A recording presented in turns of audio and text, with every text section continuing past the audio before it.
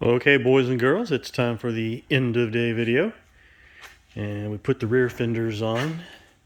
Now this one hasn't been messed with yet as far as gaps go. So my brother worked on this side.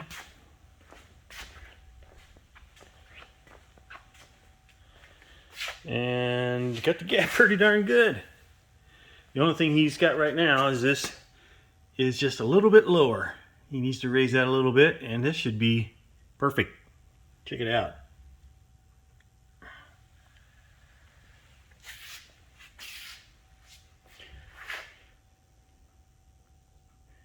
I think that's pretty much what we did today. Put the fenders on and adjusted the left rear gap. So, later.